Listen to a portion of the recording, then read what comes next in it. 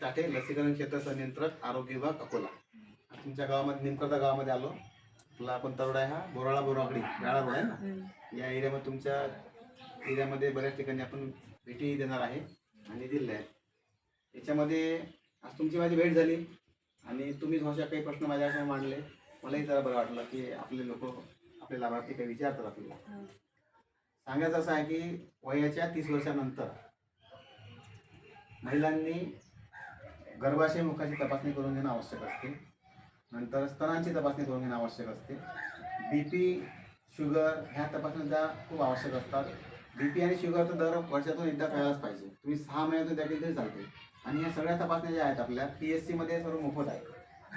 PSC मध्ये तुम्ही गेला समजा PSC हातरूनला, तर त्या ठिकाणी ह्या सगळ्या तपासण्या मोफत आहेत.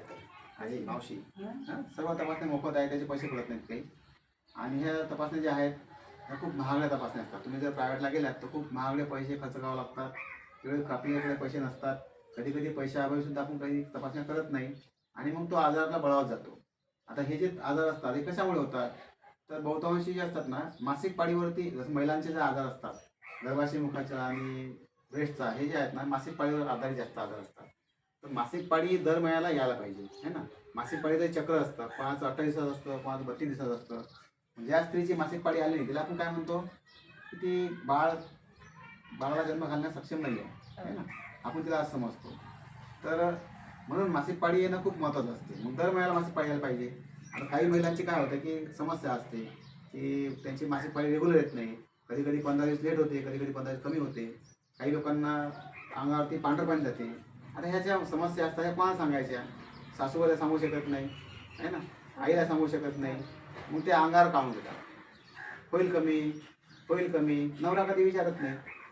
नवरा विचारते का तुम्हाला की तुम्हाला मासिक पाळीचा त्रास आहे, नाही विचारत. आणि मासिक पाळीचं असं आपलं काही म्हणजे आपल्या धर्मामध्ये म्हणा किंवा आपल्या समाजामध्ये काय होते की मासिक पाळीविषयी बोललं म्हणजे चांगलं वाटत नाही लोकांना. आणि ते कशी बाई अरे बा कुठेही बोलते है ना, असं म्हणतात लोक.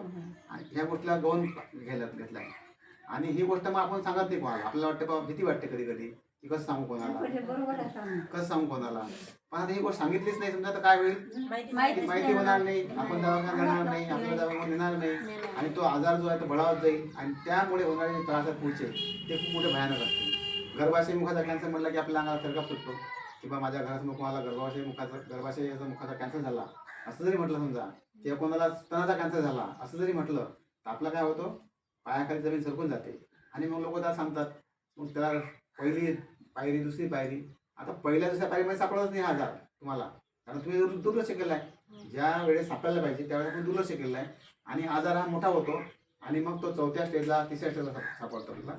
मग मोठ्या दवाखान्यात गेल्यानंतर आपल्याला सांगतात की तुमचा कॅन्सर आता, तुमच्या नातेवाईकाचा कॅन्सर आता 4थ्या स्टेजला गेला आहे. 4था स्टेज म्हणजे काय असते, शेवटची स्टेज झाली, कारण तो 80% वर गेला. आता जगण्याचे चान्सेस कमी आहेत, जगण्याचे चान्सेस कमी आहेत. डॉक्टर काय म्हणतात की आता तुम्ही याला घरी घेऊन जा, 8-10 दिवस काहीतरी ट्रीटमेंट करतात. त्याला माहीत असते डॉक्टरांना पण आता काही खरं नाही. घरी घेऊन जायला जे खाईल ते खाऊ द्या, म्हणजे आपण समजून घ्यायचं आपला कार्यक्रम संपला आहे ना, इथलं भाकर पाणी संपलं आपलं आणि आपल्याला समजून जाते. आणि तो पेशंट जास्त वेळ टिकत नाही. कारण काय की आपण त्याला लक्ष दिलं नाही, खूप उशिरा लक्ष दिलं आणि त्यावेळेस आपल्या हाती काही नव्हतं. म्हणून तुम्ही जर वेळीच त्याचं जर लक्ष घातलं, आपली मासिक पाळी रेग्युलर नाही आहे, लगेच आशाताईंना कळवायचं. आपल्या आशाताई असतात, आशाताई सांगितलं आपल्या PHCला जायचं. एरियम असतं आपल्या, प्रत्येक महिन्याला लसीकरण असते आपल्या ठिकाणी. आणि त्या ठिकाणी पण एरियमशी बोलल्यात की माझी मासिक पाळीचा मला असा त्रास आहे, तर तुमच्या वेळेत निदान होईल. निदान झाल्यानंतर त्याच्या वेळेस उपचार होईल आणि उपचार केल्यामुळे तुमचा जो मोठा आजार होणार होता तो आजार टळून जाईल. गर्भाशय मुखाची तपासणी असते आपल्या PSC मध्ये, ती जर तपासणी केली समजा तर आपलं गर्भाशय चांगलं आहे की नाही आहे ते आपल्याला कळेल है ना. गर्भाशय मुखाची तपासणी दर 5 वर्षातून एकदा करायला पाहिजे आपण. तर एकदा तरी करून घ्या.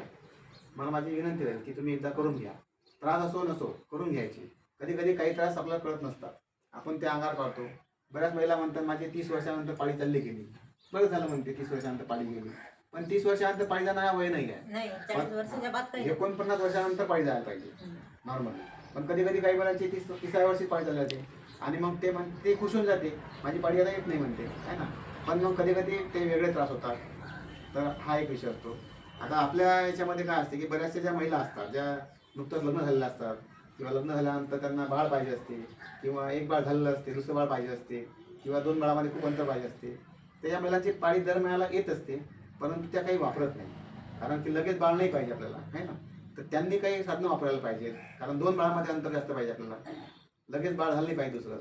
पण काही न वापरल्यामुळे काय होते की पहिलं बाळ 6 महिन्याचं 9 महिन्याचं आहे, दुसरं बाळ लगेच आतमध्ये दिवस तिला राहतात, पाळीच्या तारखा सांगत नाही व्यवस्थित. आमच्या आशा ताई घरोघरी फिरतात, तुम्हाला तारखा विचारतात. तर तुम्हाला कधी कधी आमच्या ताईंना कधी कधी असं वाटतं की आई आशा ताई उगाच येतात आपल्याकडे विचारायला, आहे ना. उगाच नाही विचारत त्या, त्यांच्या मागे 2 कारणं असतात. तुमची मासिक पाळी रेग्युलर सुरू आहे की नाही आहे, काही त्रास आहे का, हा त्यांचा महत्त्वाचा भाग असतो. काही तुम्हाला आजार होऊ नये हा त्यांचा उद्देश असतो. दुसरा उद्देश असा असतो की जर तुम्हाला पाळी चुकली तर काही दिवस राहिलेत का, आहे ना, गर्भधारणा झाली का. जर गर्भधारणा झाली असेल तर आपल्याला त्याच्यावरती व्यवस्थित नियोजन करता येईल, पुढे आपल्याला गोळ्या देता येतील. पुरीच्या सासूने आहे कॅन्सर. हां, कशाचा मग ते पोटात हे होते, ते गोळे होते. हां, गर्भाशयाचं. मग ते त्याचे जंतू उडत असतात का दुसऱ्याच्या? नाही, कॅन्सर तुमच्यामुळे यांना होत नसतो. जंतू उडत नाहीत नाही नाही, त्याचं काही नसते. त्याचे मग कॅन्सर असे खूप तुमच्यामुळे असं प्रकार काही आहेत नाही. का? तो ज्याला झाला त्यालाच असतो. हां, कॅन्सरचे खूप प्रकार आहेत का? म्हणजे हो, खूप सारे प्रकार असतात. तोंडाचा कॅन्सर असतो. तंबाखू खातो का आपण? तंबाखू खातो सध्या बंद करून टाक. 3च प्रकारचा कॅन्सर असते, आपल्या तोंडाचा वेगवेगळे आणि प्रकार स्तनाचा आणि गर्भाशयाच्या मुखाचा. आहेत. हे मुख्य कॅन्सर आहेत, जे होणारे कॅन्सर असतात. हे मुख्य आहेत कॅन्सर हा टाळण्यासारखा आहे. टाळण्यासारखा काय आहे, कारण तंबाखू खाल्ला नाही आपण तर होणार नाही. किंवा ते मिश्री वगैरे असते, गुल असते, सकाळी सकाळी आपण घासतो, बापा आपल्याला पाहिजे दूध गुल पाहिजे. बापा तंबाखू वाढलं तर तर ते खात नाही. चांगलं नाही आहे ते, कारण ते त्याच्यामुळे आम्ही आपल्याला तर गिळतो थोडी, आम्ही जातच नाही, नाही, त्याच्यामुळे आपल्याला भिडतो म्हणजे काय, ते कुठे अडकून जाते आपल्याकडे. तुम्ही निंबाची काळी घ्या, तुम्हाला काही नाही पाहिजे निंबाच्या काळीने घासा ना, सर्वात उत्कृष्ट आयुर्वेदिक आहे. निंबाची काळी आहे, सकाळी घासायचं. नाही तर मग कोलगेट आहे, ब्रश आहे, ब्रशने घासा. हाताने घातलं तर चांगलं, काही प्रॉब्लेम नाही आहे. पण तंबाखू नका वापरू, मिश्री नका वापरू, तंबाखू बिंबाखू काही नाही. खाऊ बसा नका खाली. वापरू. जो खाणार असेल त्याला पण कोणाला नाही. गुटखे पुढे गुटखे इकड्या नका गुटके नाही, काही खाऊ. नाही, हे काही नाही खायचं. नाही. त्याच्यामुळे कॅन्सरचे आजार होतात. शरीर बी पण यायला इथला गुळ पाहिजे, दूध नाही. समजा आजपासून शपथ घ्या. तुम्हाला जर ते गुलांना घासायची आठवायला समजा, तर मला आठवायचं नाही बा, ते सांगितलं आपल्याला. मी म्हणजे काय, तुमची पण गर्भपिशवी काढलेली आहे ना, काढली यांची गर्भपिशवी काढली ना आता. हा, ते असं होतं.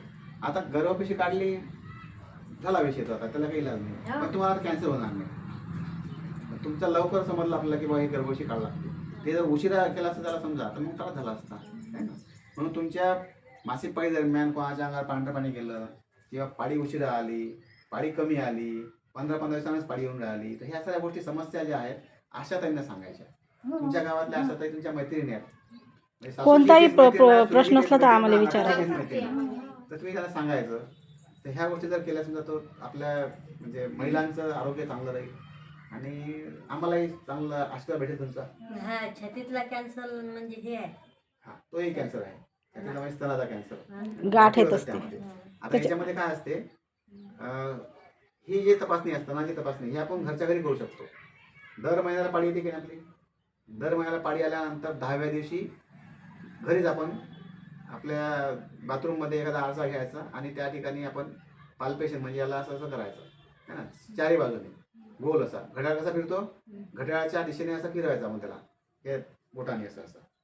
आता हे जेव्हा आपलं आंघोळ करतो तेव्हा आंघोळ असते आपलं, आहे की नाही.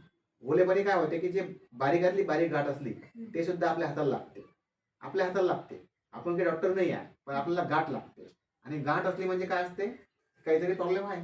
ती कॅन्सरची असेल किंवा कशाची आहे ते सांगता येणार नाही. तपासणी आपण केल्याशिवाय तज्ञ नाही नाही आहे. समजणार. फक्त आपल्याला एवढं कळेल की माझ्या स्तनावरती काहीतरी वेगळं जाणून राहिलं, गाठ आहे, किंवा स्तनाचा आकार बदलला, एक स्तन जाड वाटून राहिलं, एक स्तन बारीक वाटून राहिलं, किंवा एक स्तन असं एकदम म्हणजे असं ताठर वाटून राहिलं, दगडासारखं वाटून राहिलं, एक स्तन मऊ आहे, नरम आहे.